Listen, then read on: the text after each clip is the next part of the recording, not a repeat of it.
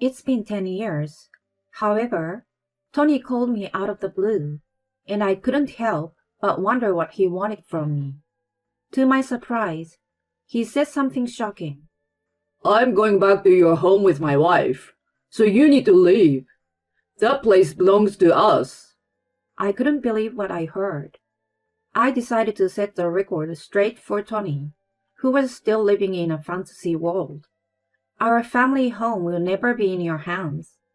My name is Andrea Jones, and I'm a 34-year-old office worker. Although I'm currently single, I was actually married once to a guy named Tony, who, to be honest, was quite unbearable to even think about. We met at work when I was 23, and he was 22 as a new employee. As his mentor, I told him the ropes, and we ended up working together on several projects. Tony was an energetic and lively new hire with a great sense of humor, and we had a lot of fun working together. One day, at a company drinking party, he approached me and said, Andrea, would you like to go on a date with me? I've been quite interested in you. I was taken aback, but I agreed, and we began dating. We had a great time together during our relationship. He would take me to various fun places for dates, not just the usual spots, but also some hidden gems. We had great conversations, and he always made me laugh. I found myself increasingly drawn to him. We continued dating without any problems, but about 6 months into our relationship, I found out I was pregnant. You're pregnant? Yeah, I'm 9 weeks pregnant. I'm so happy to become a father. But we're not even married yet. Of course, we'll get married. Now that we have a child, let's start a happy family together. Hearing him say that, I felt relieved and happy. And so, we decided to get married. When we told our parents, they were surprised that we became pregnant before getting married, but were reassured by the fact that we worked at the same company. We went to his parents first to ask for their blessing, but instead they apologized and said, We're sorry that our son has caused you trouble. Then his mother said, Please take care of him, Andrea. Mom, normally it's the husband who is responsible for taking care of his wife. No, you're easy to get carried away, so Andrea needs to hold the reins on you. Hey, haha. Tony and his parents seemed to get along well, and I felt happy about that. If he grew up in such a family, I was sure he would care for our child and we can become a happy family. I imagined our future with hope. Then came the day to visit my parents and ask for their blessing. Nice to meet you, Mr. and Mrs. Jones. I'm Tony, and I want to marry your daughter. I apologize for changing the order of things, but I promise to take responsibility and build a happy family. He bowed and apologized. My parents weren't really angry, but they seemed to trust him more because of his courteous introduction. At that moment, I'm home! Welcome back, Christina. We have a guest? Yes, remember? I told you that Andrea's fiancé visiting today. Oh, was that today? Come over here and introduce yourself. All right. My sister Christina came along, chatting happily with my mother. Nice to meet you. I'm Andrea's sister, Christina? Oh, Tony? Wait, you two know each other? We were in the same club at the same university. Oh, really? I was surprised by her statement and looked at Tony, and he nodded in agreement. My sister was 21 at the time and a senior in college, and she and Tony were in the same club, with Tony being her senior by 1 year. It's a small world, I said, surprised, just like the two of them. Whoa, I can't believe you're Andrea's sister. I was also surprised that you're my sister's fiancé, Tony. Our last name in Jones, a very common name, so I guess it's hard to tell we're sisters. If Christina already knows Tony, then it's like he's already family. My father said, and my mother smiled kindly. Thus, the marriage greetings ended in a friendly atmosphere. The dinner party for both families' greetings was also enjoyable, and we got married and became husband and wife. I went on maternity leave as I was pregnant and focused on household chores while enjoying our newlywed life. Every day, I made lunch boxes for my husband, cleaned the house, cooked dinner, and waited for him to come home. I love my job, so I planned to return to work after my maternity leave, but I also thought it would be nice to experience being a housewife like this. It is probably the most peaceful and relaxed time to enjoy our newlywed life, since it will become quite hectic once the baby arrives. Tony seems to be busy with work, and some days he came home late, but we were happy to spend our weekends together. Soon after, I went into labor and gave birth to our beautiful baby girl. Tony was very happy to meet his daughter. She's so cute. She's like an angel, He said, holding our daughter. I thought he would be a great dad as I smiled at him. After that, I was discharged from the hospital and returned home to focus on child rearing while on maternity leave. I felt so happy just by spending time with my adorable daughter every day. Of course, there are difficult times like the baby crying at night, but she was so cute that nothing bothered me. Except for one thing. It was that my husband's return home was getting later and later every day. Even before, he often came home after 10 p.m. when work was busy. But recently, he had started coming home after midnight or around 2 a.m. As these days increased, I got a little frustrated. After all, it's tough with a newborn baby, and just having my husband at home makes me feel at ease. One day, I expressed my dissatisfaction to my husband. Hey, are you really that busy with work? I've only been working for about 2 years, but even during the busy season, I wasn't that busy. My husband looked troubled. Well, I have to work this much or I won't finish my work. Besides, I have to work hard and earn money for us now, right? That's true, but I couldn't say anything more when he said that. And on weekends, he seems tired and just slept in his room all day, only coming to the living room during meal times. He didn't play with our daughter much, and he was different from the husband I had envisioned. But if work was busy, there was nothing I could do but accept it. But in the midst of all this, I found out a shocking fact from a colleague at work who contacted me. The call came during the day. Hey, isn't this Tony? My colleague was apparently off that day, and she came to town to do some shopping. She saw my husband dressed in a suit, walking with a woman she didn't know, and she took a picture and sent it to me. What? Are you kidding me? I was so shocked when I saw the person in the photo that my head went completely blank. The woman next to my husband was my sister Christina. The two of them were holding hands affectionately, and it didn't look like they were just relatives. Furthermore, when my colleague secretly followed them, it seems that the two of them boldly entered the hotel in broad daylight. I felt as if my head had been hit with a blunt object when I heard about it. After that, I decided to hire a private investigator to confirm whether they were really having an affair. I still had a part of me that wanted to believe in my husband. However, it turned out that my husband was indeed having an affair with my sister, and several evidence photos were sent to me from the investigator.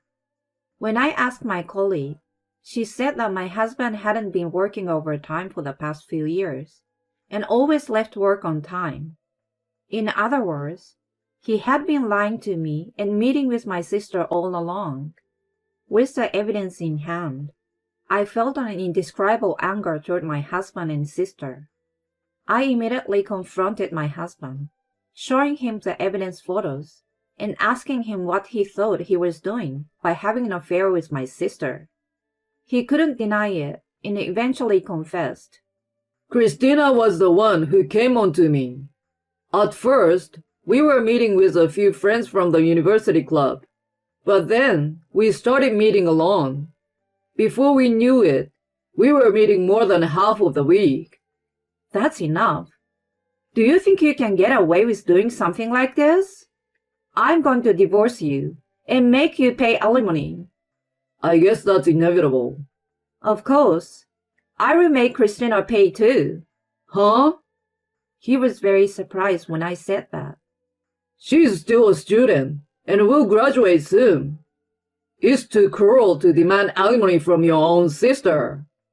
I think the one who deserves the criticism from society is my sister, who slept with her sister's husband.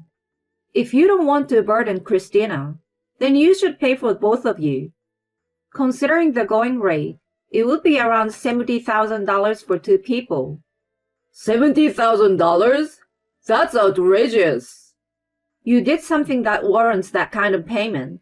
You're going to take responsibility for your actions. When I said that, he turned pale. Anyway, let's talk about this thoroughly next time. He said that, and we agreed to have a discussion with both families present. He said he would stay in a business hotel for a while, so I was left to live with my daughter and think about our future. And so, we decided to have a discussion about it at my parents' house over the weekend. But my husband and sister didn't show up. This surprised not only me, but also our parents and my in-laws. We are truly sorry about this. It's bad enough that he's causing you trouble, but not showing up to this meeting is beyond our comprehension. They said, apologizing profusely. Well, our daughter's not here either, so we're both at fault. They also expressed their concern for me. Who was the main victim in this situation? If the two of them continue to be unresponsive, we'll pay the compensation for you, and we'll also cover the child support payments. My in-laws apologized deeply once again, and my parents paid me the compensation that my sister was supposed to pay. I felt uneasy about receiving money from my parents, but they assured me that they would find my sister and make her pay, so I didn't have to worry. Honestly, as a single mother who has to raise my daughter, I could use all the money I could get, so I was grateful. In the end, we couldn't reach either Tony or Christina. I also went to Tony's workplace, but he had apparently submitted his resignation letter and quit. Christina had just graduated from college and planned to become a part-time worker as she hadn't found a real job yet. I knew she was mobile, but I never thought my husband would abandon everything and elope with her. After that, I lost all contact with them. Later, a pre-filled divorce form was sent to me, which made me angry, but I signed it and submitted it immediately. As Tony has resigned from his job, I decided to return to work after my maternity leave. My colleagues sympathized with me and supported me, saying that it would be difficult, but I should hang in there. From then on, I worked hard to raise my daughter. I sometimes received help from my parents to raise her, and we made a lot of memories together. Before I knew it, 10 years had passed, and my daughter had grown up to be a wonderful girl. Amidst that, I received a call from an unknown number. I felt uneasy, wondering who it could be, but since it could be a work-related person, I decided to answer it. Then, to my surprise, I heard the voice of a certain person. Andrea? It's me, Tony. Huh? The person on the phone was my ex-husband. It had been 10 years since then. I couldn't help but wonder what he wanted from me. How are you doing? What do you mean? You calling me isn't going to end well. How are your parents doing? What's it to you? Why do you even care about my parents? They're also Christina's parents. What's wrong with worrying about my wife's parents? My ex-husband said that. I see. He married my sister. But I have a feeling he's up to something. I should be careful and probe for more information. My parents passed away. They both died from an illness. Seriously? Then what about your family's home? I inherited it. Then, my ex-husband made a surprising statement. I'm going back to your home with my wife, so you need to leave. I couldn't believe what I heard. What are you talking about? I said I inherited it. I'm saying that Christina and I are going to live there, so you need to leave. Also, why are you the one who inherited the home? Doesn't Christina have the right to inherit it too? I hope you're joking. After betraying our family like that, how could she possibly have the right to inherit anything? Don't be ridiculous. I won't accept that. We just had a kid recently, so we are going to turn her family's home into our home. I decided to set the record straight for Tony, who was still living in a fantasy world. Our family's home will never be in your hands. What do you mean? Like I've been saying, I inherited it. And then, I heard a woman's voice, probably my younger sister's. Hey sis, I won't allow you to inherit the house without my permission. We need to talk about the inheritance too. I didn't really want to deal with them anymore. But then, I came up with an idea. I guess we have to talk about it then. I told them to meet me at the coffee shop I specified. And there, I met my ex-husband and sister for the first time in 10 years. Both of them looked shabby, as if they were struggling to make a living. Christina and Tony asked only about the inheritance and the inheritance of the house.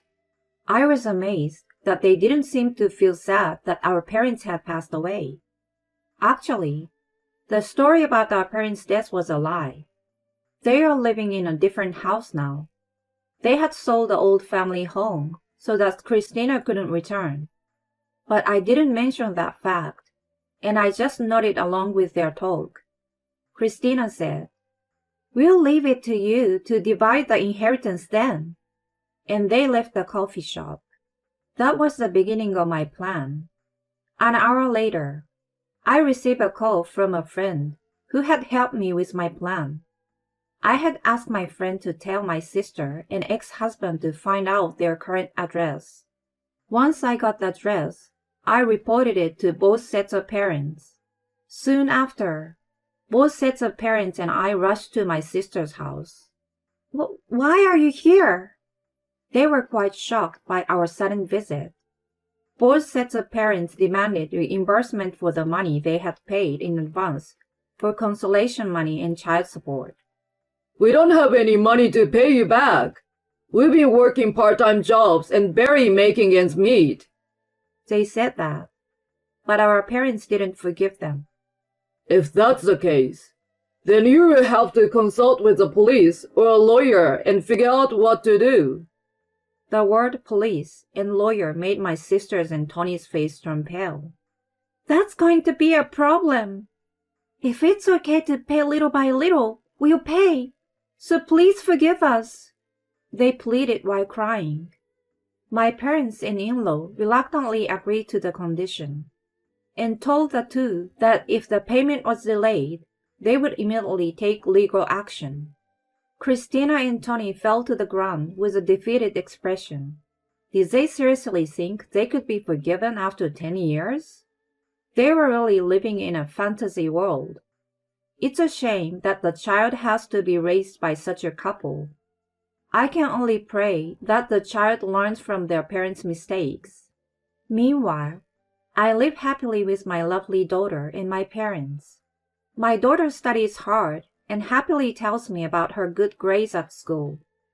I plan to work hard so that she can continue to smile in the future. My sister and ex-husband were both lazy, so perhaps that's why they were attracted to each other. I was angry when they eloped and ran away, but I felt satisfied when they were finally found and couldn't run away anymore. Andrea was probably glad to have cut ties with such terrible people. I hope she and her daughter can continue to live happily with their parents. Thank you for watching until the end. If you liked the video, please subscribe to the channel. See you in the next video.